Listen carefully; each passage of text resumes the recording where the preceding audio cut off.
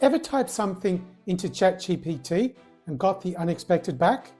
Maybe it gave you half an answer, or maybe something that made you think, wait, what? Welcome to DialGen AI, where we help you make sense of AI, such as ChatGPT, especially if you remember the sound of the dial-up modem.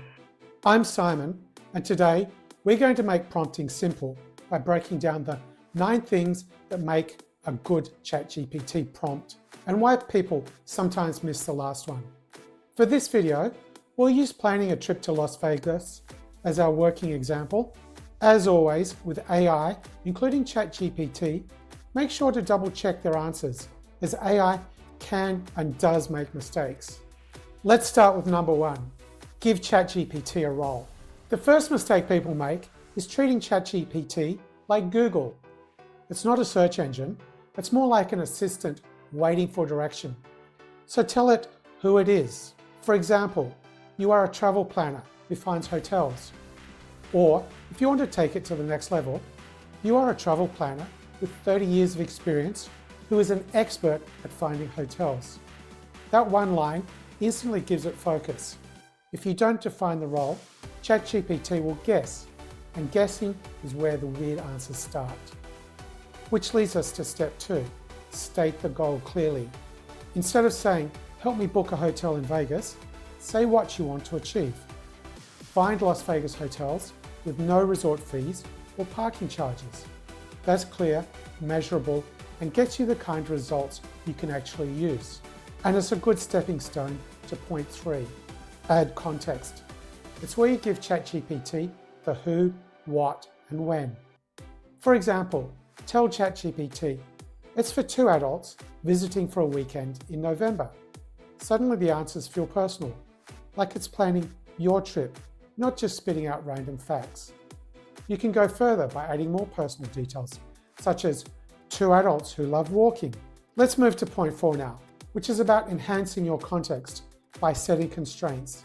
This is how to stop ChatGPT from recommending the $6,000 penthouse suite. Constraints save time and money, but they also need some scaffolding, which is covered by point 5, specify structure. That means telling ChatGPT how you want the answer to look. In this example, say, show the results as a numbered list with price and location. That's it. Now you get a tidy list instead of a wall of text. Of course, you want ChatGPT to respond in a certain way, so make sure to follow point 6, which is set the tone and style, because tone matters. Do you want the answer to sound professional, funny, friendly, or short and snappy? Just say so.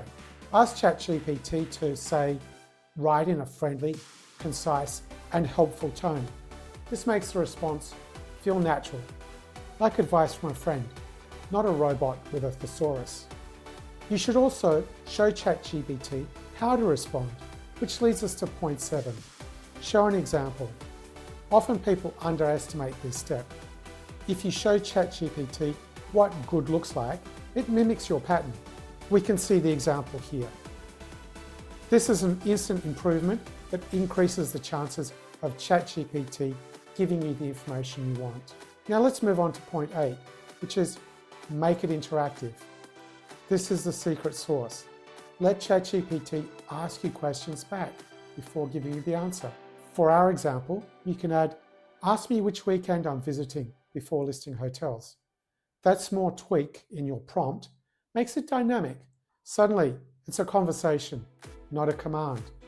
As a second example, ask it to only give you hotels that are actually available. In other words, to check availability too. Finally, and most importantly, is number 9, human review or test and tweak. This is the one most people miss. The best prompts aren't written once, they're refined. After you get your list, review it. Does this actually fit my budget? Did it include what I asked for? If not, tweak the prompt and rerun it. That's how you go from unexpected to close enough or even exactly right. And don't forget to check the output. Even with the best prompts, AI can still get things wrong. So always double check. Before we do the wrap up, I have a quick question for you. What's the most unexpected thing ChatGPT ever gave you? Tell me in the comments. I read everyone. Anyway, to recap, here are the 9 components of a good ChatGPT prompt. 1. Give it a role. 2. State the goal. 3. Add context. 4. Set constraints. 5. Specify structure. 6.